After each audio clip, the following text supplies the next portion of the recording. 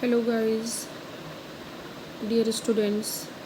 Today we will do lymphoid organs. अब lymphoid organs are the organs which where the origin and maturation and proliferation of lymphocytes takes place. जहाँ पे आपके lymphocytes की origin है. ठीक है. Classification of lymphoid organ, तो basically आप ये देख सकते हो, ये लिम्फ नोड्स हैं आपके. These are the lymph nodes which are present under arms at certain specific positions, and this is thymus, and these are the lymphatic vessels, and these are the lymph nodes. You can see the dot-like structure. These are called lymph nodes, right? So human lymphatic system is of two type: primary lymphatic organ, secondary lymphatic organ. Primary lymphatic organ and secondary lymphatic organ. तो here T and B lymphocytes है ना, mature. यहाँ पे T and B lymphocytes mature होती हैं and acquire their specific antigen receptor, कि जिससे antigen bind करे उन रिसेप्टर्स को गेन करती है, रिक्वायर करती है. तो बेसिकली बोन मैरो हो गया जहाँ पे बी सेल की मेच्योरिटी होती है, एंड थाइमस हो गया जहाँ पे टी सेल मेच्योर होता है. सेकेंडरी लिम्फॉइड ऑर्गन्स, जो सेकेंडरी लिम्फॉइड ऑर्गन्स है वो प्रोवाइड करता है sites for interaction of lymphocyte with. यहाँ पर फॉर्मेशन होती है और यहाँ पर इंटरेक्शन होती है सेकेंडरी लिम्फॉइड ऑर्गन्स में, which then proliferate to become effector cells, जो बाद में प्रोलिफरेट यानी ग्रो करेंगे एंड इफेक्टर सेल्स बन जाएंगे. एग्जाम्पल हो गया lymph node, spleen, tonsils, Peyer's patch of small intestine and appendages. तो these are basically the secondary lymphoid. Primary lymphoid organs basically main lymphoid organs हैं where all the blood cells including lymphocytes are produce, जहाँ पर blood cells बनते हैं. Thymus क्या है? It is a lobed organ जो कि हार्ट के पास प्रेजेंट होता है, beneath the breast bone. Thymus जो है वो क्वाइट लार्ज होती है. अब एक्चुअली थाइमस रोल का इम्यून सिस्टम में बहुत बड़ा रोल होता है. ये जब बच्चे का बर्थ होता है उस टाइम पे इसका साइज लार्ज होता है एंड दैट कीप्स रिड्यूसिंग. धीरे धीरे जैसे एज बढ़ती है वैसे ये इसका साइज रिड्यूस होता है with age, and by the time जो प्यूबर्टी जब अटेंड होती है तो बहुत छोटे साइज की थाइमस हो जाती है. सो धीरे धीरे जैसे जैसे एज होती है वैसे वैसे इम्यून सिस्टम भी वीक होता है. And both bone marrow and thymus provide micro environments. दोनों बोन मैरो एंड थाइमस जो है वो माइक्रो इन्वायरमेंट प्रोवाइड करते हैं for the development and maturation of T lymphocyte. और टी लिम्फोसाइट आपको पता है मेमोरी डेवलपमेंट के लिए इम्पॉर्टेंट है, कि मान लो कोई सब्सिक्वेंट माइक्रो ऑर्गेनिज्म आपको अटैक कर रहा है तो उसके लिए आपने ऑलरेडी वैक्सीन ले रखी है, तो that will develop a memory for further release of the antibodies. Secondary lymphoid organ जैसे स्प्लीन जो है वो बीन शेप्ड ऑर्गन होता है, एंड स्प्लीन का एक और नाम होता है ग्रेवयार्ड ऑफ आरबीसी, यानी 120 डेज़ के बाद जो आरबीसी हैं वो यहीं पे जाके डेट होती हैं. It mainly contains lymphocytes and phagocytes. Mainly इसके अंदर क्या होते हैं? लिम्फोसाइट्स होते हैं एंड फेगोसाइट्स होते हैं, and act as a filter of body. अब ये क्या करेगा, कैसे फिल्टर की तरह एक्ट करेगा? जो ब्लड बोर्न माइक्रो ऑर्गेनिज्म है उनको ट्रैप कर लेता है. So spleen has large reservoir of erythrocytes, यानी ग्रेवयार्ड ऑफ आरबीसी होने के बाद भी इसके अंदर some amount of RBCs are present. और जब भी कभी डेफिशिएंसी होती है तो यहाँ से आरबीसी जो है वो सप्लाई होती हैं. लिम्फ नोड्स क्या चीज़ है? Lymph nodes small solid structure है that located at different points along the lymphatic system. अब लिम्फ नोड का काम भी यही है, to trap the microorganism and और the antigens which happens to get into lymph and tissue fluid, जो lymph में भी पाए जा सकते हैं या टिश्यू फ्लूइड में पाए जा सकते हैं. अब जो एंटीजेंस ट्रैप होते हैं लिम्फ नोड के अंदर वो किसके लिए रिस्पॉन्सिबल होते हैं? Activation of lymphocytes and cause the immune response. Basically they cause the immune response. Next topic, dear students, is AIDS. AIDS की फुल फॉर्म क्या है? Acquired immuno deficiency syndrome. Actually यहाँ पे इम्यून डेफिशिएंसी हो जाती है, यानी जो natural ability to fight with the infection है वो रिड्यूस हो जाती है। Means the deficiency of immune system acquired during the life time of an individual, indicating that it is not a congenital, birth by birth disease नहीं है ये। So syndrome means group of symptoms, it is not a single disease. Actually, when your immune system will lowers, the number of other disease will also attacks. Mode of transmission how will be? Sexual route, sexual contact with infected person, paternal route से, paternal route means contaminated blood transfusion and blood product से, and टैटूनिंग से, जो tattoo बनवाते हैं उससे, infected poorly sterilised dental instrument, transplantation means from mother to fetus, and infected needle, that is by sharing infected needle as in case of intravenous drug abuse. So in this way AIDS can spread. So through this diagram you can see कि this is the retrovirus. What is retrovirus? The virus which do the reverse transcription, है ना? From RNA it will make DNA, and from DNA what will be there? Further process will be there. So this is the viral protein, and it this viral RNA जो है वो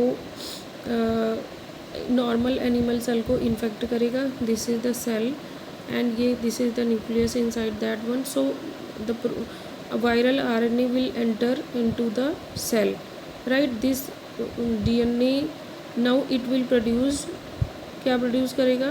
DNA produce करेगा, viral DNA. From viral RNA viral DNA is being produced. अब viral DNA जो है वो host के genome से इनकॉर्पोरेट कर जाएगा, मतलब होस्ट का खुद का जो DNA है, viral DNA will incorporate with that one. New viral RNA is produced by the infected cell. अब ये जो इन्फेक्टेड सेल है ये नया RNA वायरस बनाएगा, एंड ये देखो number of copy replication done, and now this new virus can infect the other sales and can spread in this manner. It can spread in this manner. So after getting into the body of the person, the virus enters into the macrophages. Macrophages are basically the type of WBC जो engulfment of foreign body particles, foreign particles का इनगल्फमेंट करते हैं. तो RNA genome of the virus replicates to form first of all viral DNA, and with the help of enzyme reverse transcriptase. अच्छा, reverse transcription needs an enzyme that is called as reverse transcriptase enzyme. This viral DNA gets incorporated into the host cell DNA. All these things actually explained in the diagram also. And the DNA will again converted into RNA. Viral protein will form and the new viral cells will form. So now these viral cells will infect the others normal cells. Macrophages क्या करते हैं? They continue to produce viruses and in this way acts like HIV factory. अब यहाँ पे macrophages का काम उल्टा हो जाता है. साइमल्टेनियसली जो HIV है वो हेल्पर T लिम्फोसाइट्स में भी एंटर कर जाती है, वहाँ पे भी रेप्लिकेट करती है, यानी कि it increase their number and produce progeny viruses, and the progeny viruses release in the blood attacks other helper T cells. तो इस तरीके से नॉर्मल सेल्स के ऊपर अटैक करना शुरू कर देते हैं, and they start reducing the immune system of the person. So this is repeated leading to a progressive decrease in the number of helper T cells. और अगर हेल्पर T सेल्स रिड्यूस हो रही हैं, it means your immune system becomes lower. ठीक है. अब इस period के टाइम पे फीवर होगा, diarrhoea, weight loss. These are the main symptoms of this disease. Cancer का डियर स्टूडेंट्स, कैंसर का जो डायग्नोस्टिक टेस्ट होता है वो होता है ELISA, that is enzyme linked immunosorbent assay. और ये क्या होता है कि एंटीजन एंटीबॉडी रिएक्शन पे डिपेंड करता है. ठीक है. कन्फर्मेटरी टेस्ट के लिए कन्फर्मेटरी टेस्ट वैसे इसी से कंफर्म हो जाता है, एलाइजा से ही कंफर्म हो जाता है कि किस तरीके से person is infected with AIDS. तो ट्रीटमेंट के लिए देखो ऐसा कोई वो नहीं है, जो रिवर्स ट्रांसक्रिप्शन टेज एंजाइम का इनहिबिटर होता है AZT, दैट इज़ ये आपकी मेडिसिन है जिडोवुडिन, जो मेडिसिन ली जा सकती है।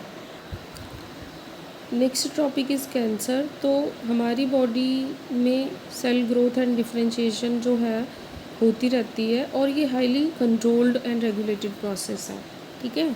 अब कैंसर सेल में क्या होता है, in cancer cell the break down of this regulatory mechanism, यानी जो एक मैकेनिज्म है जो आपकी बॉडी के अंदर सेल डिवीज़न को कंट्रोल कर रहा है, उसका ब्रेक हो जाता है। Uncontrolled abnormal mitotic division start. Mitotic division क्या होता है, वो डिवीज़न जो आपकी बॉडी की ग्रोथ करवाता है, रिप्लेस करता है डेड एंड इंजर्ड सेल्स को, ठीक है। कैंसर का मतलब होता है क्रैब, कैंसर जो है वो क्रैब वर्ड से आया है, और study of cancer is called oncology. अब नाउ व्हाट इज़ ट्यूमर और neoplasm, new growth. Normal sales show a property जिसे कॉन्टैक्ट इनहिबिशन कहते हैं, ठीक है। इससे क्या होता है कि the cells contact with each other and inhibit their uncontrolled growth। Contact inhibition में क्या होता है कि सेल एक दूसरे के साथ अटैच रहती हैं एंड अनकंट्रोल्ड ग्रोथ को इनहिबिट करती हैं। अब कैंसर सेल्स जो है वो यही प्रॉपर्टी लॉस्ट कर देती हैं कॉन्टैक्ट इनहिबिशन की। So as a result of this cancerous cells just continue to divide, giving rise to masses of cells called tumours, ठीक है। अब ट्यूमर आपका कितने टाइप का हो गया, 2 टाइप का, benign tumour and malignant tumour. So what is benign tumour, it is remain confined to original location, यानी जहाँ पर ये बना है ट्यूमर वहीं पे रहता है, and do not spread to the other parts of body. Non metastatic है, नॉन मैलिग्नेंट है, नॉन कैंसरस है, नॉन इन्वेसिव है, ये दूसरी सेल्स पर अटैक नहीं करेगा and cause little damage. For example bone tumour जिसे osteoma that is osteoma, muscle tumour that is myoma, and lymph node tumour lymphoma. अब मैलिग्नेंट ट्यूमर क्या है, हार्मफुल होता है, मैलिग्नेंट मीन्स हार्मफुल। तो they are the mass of proliferating यानी growing cell, dividing cells, जिन्हें new plastic और tumour cells कहते हैं। These cells grow very rapidly invading the end damaging the surrounding tissue.